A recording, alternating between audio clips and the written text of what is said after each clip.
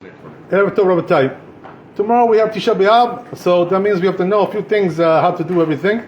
So number one, right, tomorrow, there is a special thing that we do before the fast starts, before Tisha B'Av. What is that? It's called Seudat Mafseket, right? What does that mean?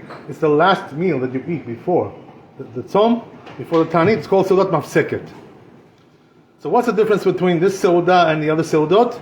So this one, right, you're not allowed to have even 2 cooked dishes on this Seudah, only one. Right? That's it, one dish, because if you eat 2, it's already too fancy, too fancy for the Avelut.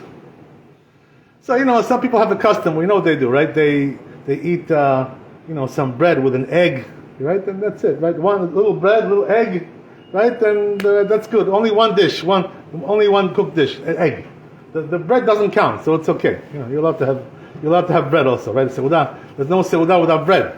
So this is what you have. This is going to be the last meal you eat before the tzom.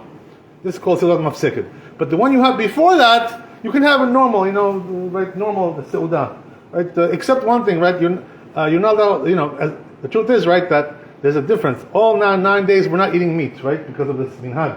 We don't eat meat on the 9 days.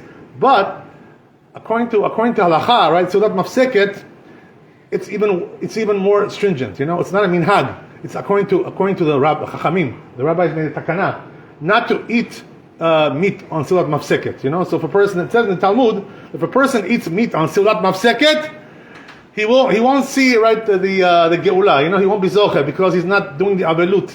He doesn't care about the abelut of the Tisha B'Av. He doesn't care about the Churban. He's eating meat on a Seudat Mafseket. Shem Yirachem, right? What kind of thing is that? The Rambam says, right, that they used to have a custom. The minhag was by the big tzaddikim, that they would sit on the floor, because on Seudat Mafseket you're supposed to sit on the floor, just like Tisha B'Av, and no shoes, right? No leather shoes. You sit on the floor. You eat Seudat Mafseket.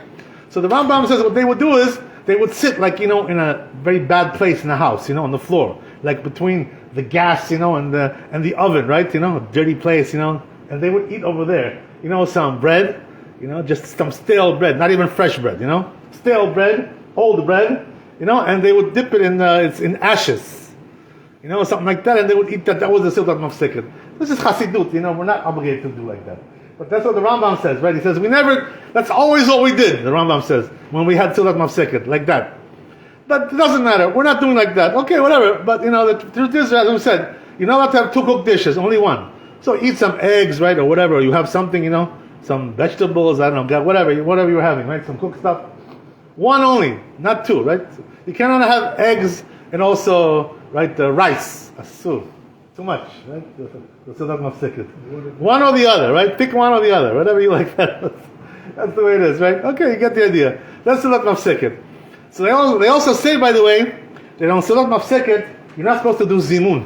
If you have 3 people eating together, they say, don't do zimun. Separate, eat separately. So this way you won't be obligated to do zimun. One will sit over there, one will sit in the other room, so they're not going to be eating together. No zimun. Why? Because zimun is it's too much festive, it's too festive for Seudat Mafseket. That's also, another thing. That's the thing, so that's how we go into the Tanit. We go in already, we're getting ready psychologically for the Tanit, all these things are already getting ready. So then when we finish Seudat Mafseket, when does the tzom start? Right? It starts at Shkiat HaChama, when the sun goes down. Right now, it's about 7:55, Shkiat HaChama. 7:55. On tomorrow, it's going to be like that, something like that. So what does that mean? You got to stop eating at that time, already, right? You got to be finished with your meal. Everything already done, right? You should be already in shul because you have to pray mincha, So you should try to do earlier than that, obviously, right? Try to finish your seudah by 7:30. You should be finished already, going to the shul, Not 7:55, but that's the last time you can eat or drink something. That's the idea, right? So you got to finish everything before that, and then we're going to be fasting all 24 hours, right?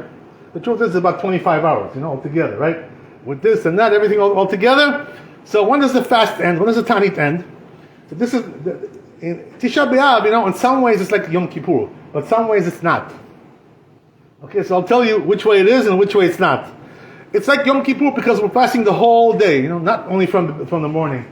The whole day we're fasting on Tisha B'Av. So it's like Yom Kippur. Also, we don't do the 4 things. No leather shoes, right? no washing your hands, right? You can only wash your hands until here, right? Until the perek. That's it, no more, right? Even in the morning, if you wake up with Netilat Yadayim, only until here. That's it, right? That's it. No more than that. You're not allowed to, because it's too much, or too much pleasure, too much bathing over there going on. So you're not allowed to do that. That's the one thing. You have to make sure you wash your hands. Also, when you go to the bathroom, same thing. When you come out of the bathroom, only until here. That's it, right? No more than that. That's the way it's done on Tisha B'Av. So we're not allowed to bathe. Also, you're not allowed to be with your wife. Excuse my language, but right, this is not the time, to be with your wife on Tisha B'Av. Just like Yom Kippur, it's asur. Also Tisha B'Av, asur. Right? All these things are asur. Same thing, right? No difference. All the same, right? The truth is, they say that because of this, right? It says in the laws of Yom Kippur that since you're not allowed to be with your wife on Yom Kippur, it says over there you shouldn't sleep with her also in the same bed. Try to sleep in a different bed. This is the proper thing to do. So also on Tisha B'Av, if you can do it that way, this is the proper thing to do. Sleeping like she's nida, something like that. If you can, the truth is on Tisha B'Av it doesn't say that. It says only about Yom Kippur, but you learn one from the other, right? Okay, whatever. It's not exactly the same thing. Because Yom Kippur, what's the difference between Yom Kippur and Tisha B'Av? Yom Kippur is from the Torah, Isur Karet. This is very, very, very chamur, It's a little bit less than Shabbat, right? In the Chumrah, right? Because Shabbat is Isur Skila, It's Chayav Mitah, if you break Shabbat. But Yom Kippur is only Karet. It's not Chayav Mitah. Not the same thing. A little bit lower, right? That's why on Shabbat we do 7 aliyot. On Yom Kippur we do 6 aliyot. Right? Yom Tov 5. Right? Yom Tov 5, Yom Kippur 6. And that's the way it is, right? So Yom Kippur is a little bit less than Shabbat. But it's almost the same. Because all the melachot are also, the laborers are not allowed. But on Tisha B'Av, you're allowed to do melacha. Right? What does that mean? You can drive your car, you can do all these things that you need to do, right? There's no prohibition. You can use your phone. Right? On Tisha B'Av, what? Somebody told you cannot use your phone? It's not Yom Kippur. It's not the same thing, right? So you're allowed to do melacha on Tisha B'Av. But the truth is, a lot of people are asking me, are you allowed to work on Tisha B'Av? Go to your job, So the truth is that the Chachamim, they say that it's better not to go, on Tisha B'Av to work. So if a person doesn't need to work on Tisha B'Av, stay home, right? And take care of business, It's not the time now for parnasah. We worry. But if you have no choice, your boss, will fire you, or something like that, right? So you can go, okay, no problem, But the minhag really, by the people who are, really, strong, religious people, they don't go to work on Tisha B'Av. In Eretz Israel, nobody goes to work on Tisha B'Av. Nobody. In the religious community, nobody goes. Here, maybe yes, some people do. Depends, right? 50-50. I don't know. Some people they go, some people they don't go. Whatever it is, right? But anyway, better not to work on Tisha B'Av if you can. Not the time for work. They also say another thing, Tisha B'Av, that you're not supposed to go to metayel, tiul, You know what that means? Go, and walk around, go to the shopping mall, and look at the store, Oh, look what they're selling over here. Oh, isn't that nice, Why? Even though you're not buying anything over there, but they say, you're forgetting the avelut, by going shopping, going to the mall, going to the market, shuk, this is not the time for that. You should be thinking about avelut. You should be thinking about the churban al-bayt. This is the time now to be thinking about that. Like, what? This is not time to go to the mall. To walk around the mall. It's not the time for that. Right? Everything has its proper time. That's the thing. I'll tell you one thing. Also, if a person is a little bit sensitive, a person should a little bit shed some tears, because of the churban. If he's just sitting like a stone, no emotions, nothing, right? Something is a little bit wrong there, my rabbi, I'll tell you. There was 2 days out of the year, he would always be crying those days. Which days were that? Yom Kippur, he would be crying, because of the din, and Tisha B'Av also, exactly, right. Tisha B'Av also. Baran, always he was crying on Tisha B'Av. When we were saying the kinot, he would be sitting, down low, and he would start, He couldn't. It was natural for him, to cry. But this is the day of the churban. You don't feel nothing. You're like a piece of stone, like a rock. What are you, solid steel? You don't have any emotions, right? So that's the thing, Okay, well, this is not halacha, but this is the proper way to behave, Also, what about the tefillot? So the truth is, there's 2 different minhagim on Tisha B'Av. Right? Some people they put tefillin in the morning, and some people they put only at mincha. right? So there's two different minhagim, The old minhag was the old one, from the Shulchan Aruch, was they would put tefillin only at mincha, not for shachrit. They would come, shachrit, no tefillin. That's the way it was, And then the minhag changed in many places. Why did it change? What's the reason why? Because according to the Arizal, the Arizal says you should put in the morning tefillin on Tisha B'Av.